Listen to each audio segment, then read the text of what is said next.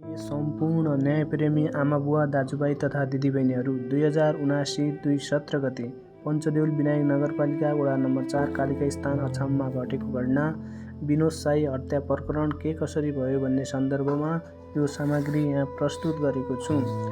यो भौगोलिक भूबनावट पञ्चदेउल विनायक नगरपालिका वडा नम्बर 4 कालिका स्थानको हो। यसको पूर्वपट्टि राकमको टावर MWDR 155 राकम छ, जसको कभरेज एरिया यो हो। यसको पश्चिमतिर कमल बजार नगरपालिका पर्दछ, जहाँ टावर FWDR 240 कमल बजार छ, जसको कभरेज एरिया यो हो। भाइ विनोद उक्त राति बेलुका 8:46 राकमको टावर FWDR 155 राकम, 9:16 कमल बजारको टावर FWDR 240 कमल बजार र अन्तिम कल 9:18 MWDR 155 राकमले कभरेज गरेको देखिन्छ र यसको उत्तर पूर्वपट्टि विनायकको टावर FWDR 151 विनायक छ, जसको कभरेज एरिया यो हो।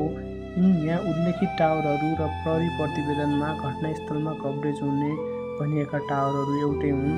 यी सबै कुराहरू भाइ विनोदको त्यो रातको कलवाइज मुभमेन्टमा प्रष्ट हेर्न सकिन्छ, जुन कुराले मृतक भाइ यो स्थानभन्दा माथि नगएको कुराको पुष्टि हुन्छ।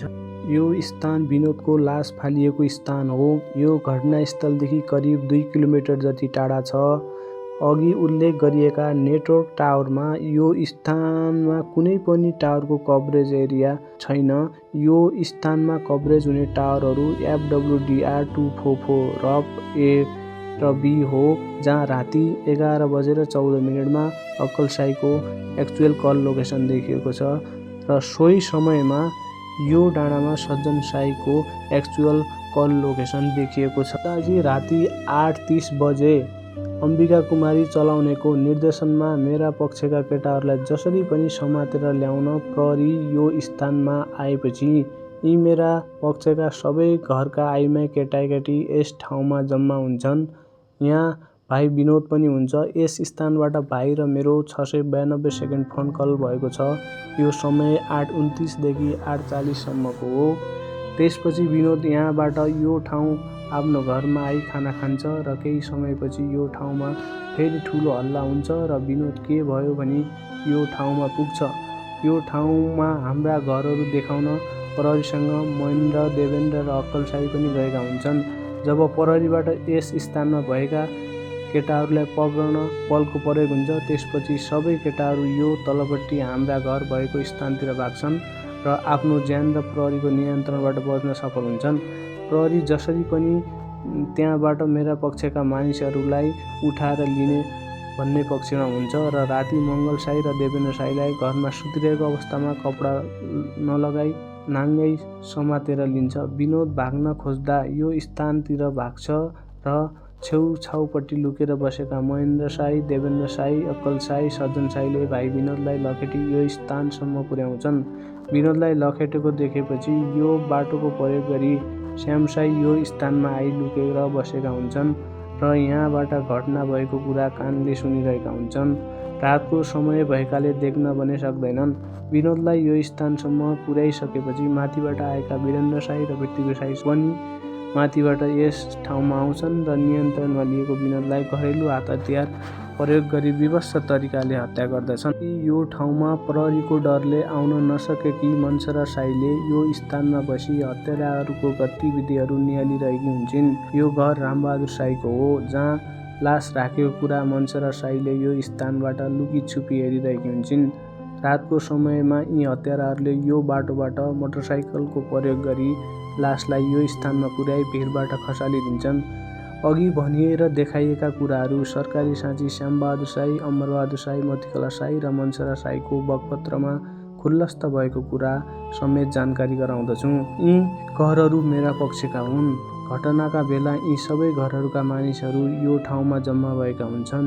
यी घरहरू हत्याराका हुन्। घटनास्थल हत्याराहरूको घरको बीचमा छ। यो घर राति ठुलो आवाजमा डेक बजाइएको घर हो। यो स्थान र रिटारुङमा ठुलो हल्ला भएका कारण घटनास्थलको आवाज अरू कसैले पनि औँल्याउन सकेनन्। यो रिटारुङ र द्रौपदी साईको घरको दूरी हो। करिब 100 मिटर जति टाढा छ। बयानमा उक्त राति घटनाको बारेमा मलाई केही पनि थाहा भएन भनी द्रौपदीले बयान गरेकी छन्, जसको साँची पहराम दमाईको नाति, दिल्ली र बासु दमाईको छोरा, धने दमाईको भाइ दिनेश नेपालीले म उक्त ठाउँमा राति ठुलो हल्ला भएपछि गएको भनेर बकपत्र गरेको छ।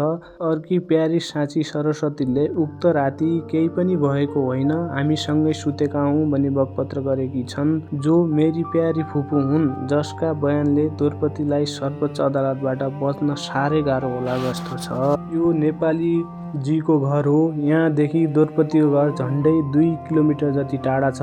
डाँडाभन्दा पछाडि भएकाले यहाँ हल्ला सुनिने अवस्था रहँदैन। नेपालीजीले हल्ला सुनेर गएको हुँ भन्ने कुराको कुनै पनि पुष्टि हुने आधार रहँदैन। यो प्रहरीले प्रयोग गरेको बाटो हो। प्रहरीले मेरा पक्षका मानिसहरूलाई यो ठाउँबाट राति सुतेको ठाउँबाट अमानवीय तरिकाले उठाई पुनः यही बाटो प्रयोग गरी फर्किएको छ। प्रहरी घटनास्थलसम्म पुगेको छैन। घटनास्थल यो हो। स्वर्गीय भाइ विनोदप्रति सम्पूर्ण परिवारको तर्फबाट भावपूर्ण श्रद्धाञ्जली अर्पण गर्दछौँ। तिम्रो शहादतले हामी निकै पीडामा छौँ, तर तिम्रो शहादत सम्पूर्ण कालिका स्थानले अन्याय, अत्याचार, शोषण र सामन्तवादबाट सदाको लागि मुक्ति पाएको छ। कालिका स्थानले तिमीलाई सदैव सम्झिरहनेछ। न्यानो माया अनि मिठो सम्झना छोडी जाने रहे।